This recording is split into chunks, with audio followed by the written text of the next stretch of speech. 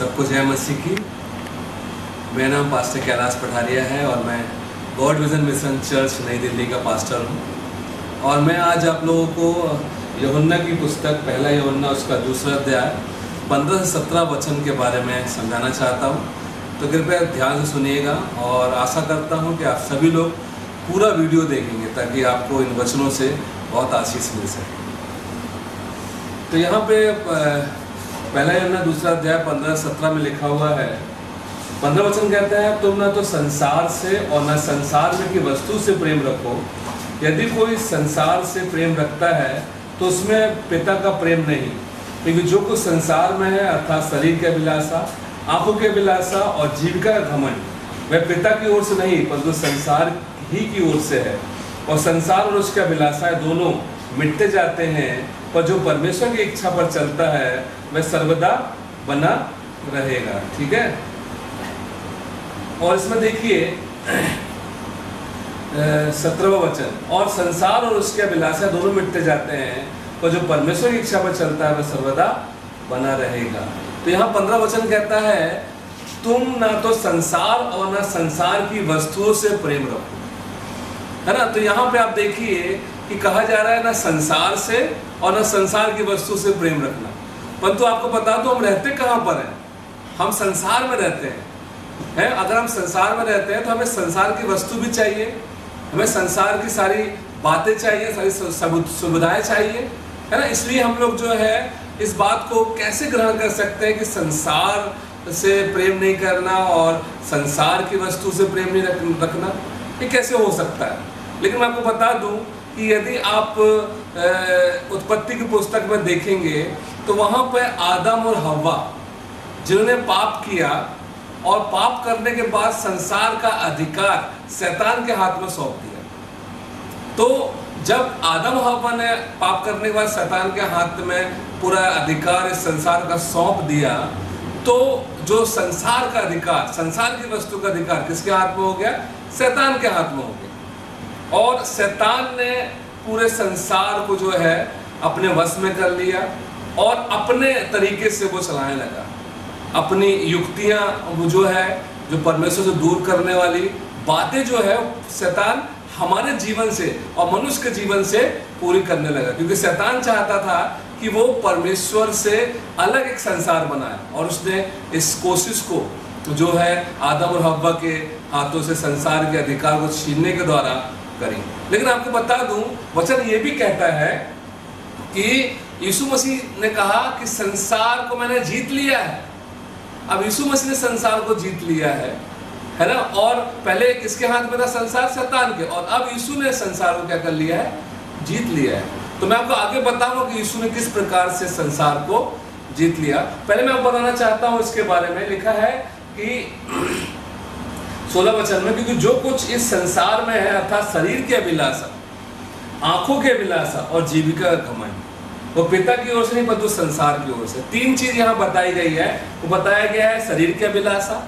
शरीर की अभिलाषा क्या है ना। अगर आप देखें गलाती की पुस्तक उसका 5वां अध्याय, है ना, 19 और 20 में देखें तो उसमें लिखा हुआ है कि शरीर के काम तो प्रकट है, अर्थात व्यभिचार, लुचपन, मूर्ति पूजा और कई ऐसे कार्य हैं जो हम शरीर द्वारा करते हैं। और शरीर जो है, शरीर हमारी अपनी अभिलाषाओं को जो है तमाम सांसारिक बातों से पूरा करना चाहता है, ऐसी चीजों से पूरा करना चाहता है जो परमेश्वर नहीं चाहता है कि हम करें, है ना। तो ये शरीर की जो अभिलाषाएं हैं, उन अभिलाषाओं के लिए प्रभु ने बोला है कि हमें अपने शरीर की अभिलाषाओं में दिन व्यतीत नहीं करना, क्योंकि शरीर की अभिलाषाएं जो है हमें नरक की ओर लेकर जाएंगी, क्योंकि शरीर की अभिलाषा एक दिन मिट जाएंगी।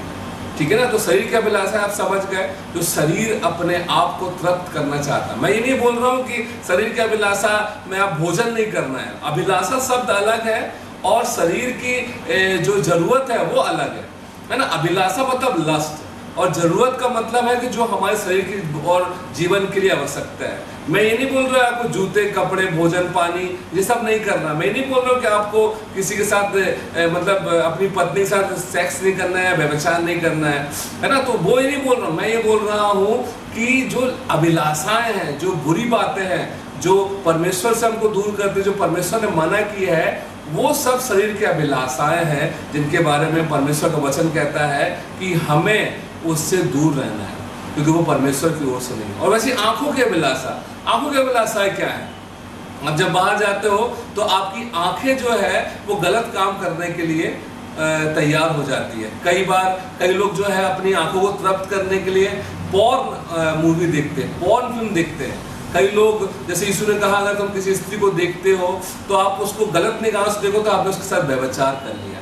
तो ऐसी कई चीजें हैं जो आंखों की अभिलाषा है। हम बहुत कुछ देखना चाहते हैं। आज के दौर में आप देखो, लोग मोबाइल इस्तेमाल करते हैं, लोग यूट्यूब देखते हैं, ये वाला क्या बोलते हैं, फेसबुक, तो कहीं इंस्टाग्राम पे पता नहीं क्या क्या लोग देखते हैं। तो वो देखते रहते हैं और उसमें भी जो लोग हैं ना, वो उनको बताते हैं कि अगर आप ये नहीं देखे तो आपने कुछ नहीं देखा। तो उसको सोच के वो हम क्या करते हैं, देखने लग जाते हैं। तो यहाँ पर आप देखिए कि आंखों की अभिलाषाएं जो है वो भी हमें, वो परमेश्वर की ओर से नहीं है, वो संसार की ओर से है। इसलिए हमें ध्यान रखना है कि हमें शरीर की अभिलाषा और आंखों की अभिलाषाओं के पीछे नहीं जाना। और जीविका घमंड, और जीविका जो घमंड है ना, आपको बताओ, घमंड जो है, आप सिर्फ ये ना सोचिए कि पैसे वाले या नौकरी वाले या ऐसे बड़े बड़े लोगों के पास आता है, टैलेंटेड लोगों के पास आता है। जीविका घमंड हर एक झाड़ू लगाने वाले के पास भी आ सकता है। हर एक व्यक्ति के जीवन में जीविका घमंड होता है, क्योंकि उनको घमंड रहता है कि हमारी जीवनचर्या अच्छे से चल रही है। तो आप समझ रहे हैं, जीविका घमंड ऐसा होता है कि वो जो खाते हैं, कमाते हैं, वो उसमें घमंड करते हैं। उनके पास जो वस्तुएं होती है उसमें घमंड करते हैं। परंतु ये सब चीजें जो है परमेश्वर की ओर से नहीं है। तीनों चीजें जो है ये टेम्पटेशन है मनुष्य के जीवन का, मनुष्य के जीवन की परीक्षा है। तो ये मनुष्य जीवन की परीक्षा जो है ये अभी स्टार्ट नहीं हुई है, ये हव्वा के समय से स्टार्ट है। जिस समय शैतान ने पहला अटैक हव्वा को किया था, उसी समय शैतान ने क्या किया कि हव्वा को ये तीनों बातों से बहकाया था। वो आपको बताना चाह रहा हूं मैं। उत्पत्ति उसका 3 अध्याय 6वां वचन देखिए, जब वो स्त्री फल के पास गई हव्वा, तो इससे देखा कि उस वृक्ष का फल खाने में अच्छा, मतलब शरीर की अभिलाषा, खाने में क्या है, अच्छा है, और देखने में मन भाव, मतलब आंखों की अभिलाषा, और बुद्धि देने के चाहने योग्य, मतलब जीविका घमंड। आदमी बुद्धि क्यों प्राप्त करता है? ताकि वो अच्छी नौकरी प्राप्त करे और अच्छे से जिए और अच्छे से रहे। तो वो जीविका घमंड, तीनों चीज आप देख रहे हैं, तीनों चीज जो है मनुष्य के मन में आ गई है ना, जिस समय शैतान ने उसको बहकाना चालू किया। तो जिस समय ये तीनों चीजें आई और उस समय हव्वा ने क्या किया, परीक्षा को जीत नहीं पाई और उसी समय वो हार गई। और उसने क्या किया, शैतान की बात सुनी और फल खाया और शैतान के हाथों पूरे संसार को सौंप दिया। अब सवाल ये उठता है कि जब हव्वा नहीं जीत पाई और हमें भी ये परीक्षा आई है और हम भी नहीं जीत पा रहे हैं, है ना, मैं अन्य जातियों को नहीं बोल रहा हूँ, मैं विश्वासियों को बोल रहा हूँ, विश्वासी लोग भी जो है जीत नहीं पा रहे हैं, तो मैं आपको बता देता हूँ कैसे हम इन तीनों बातों से, शैतान की परीक्षा से हम जीत हासिल कर सकते हैं। मैं बताना चाहता हूँ कि हमारा जो हीरो है, हमारा जो जिसको हम बोलते हैं जीत हासिल करने वाला जो प्रभु है, वो है यीशु मसीह। उसने किस प्रकार से जीत हासिल की वो आपको बताना चाहता हूँ, उसको देखिए। मत्ती उसका 4 अध्याय 3, 6, 8, 9, अगर 1 से लेकर 11 तक देखेंगे तो वहाँ यीशु मसीह की परीक्षा हुई। और यीशु मसीह जब परीक्षा हुई तो परखने वाले ने क्या बोला कि अगर तू परमेश्वर का पुत्र है तो इस पत्थर को बोल रोटी बन जा, तो बन जाए। मतलब शरीर की अभिलाषा, शरीर की अभिलाषा। उस समय उनको कुछ और नहीं चाहिए नहीं था, उनको सिर्फ रोटी चाहिए थी, क्योंकि वो भूखे थे, क्योंकि वो 40 दिन उपवास थे। उस समय शरीर की अभिलाषा को उसको पूरे करने के लिए शैतान ने ऑफर दिया और यीशु ने नकार दिया। बोले परमेश्वर के वचन से मनुष्य जीता है, रोटी से मनुष्य नहीं जीता।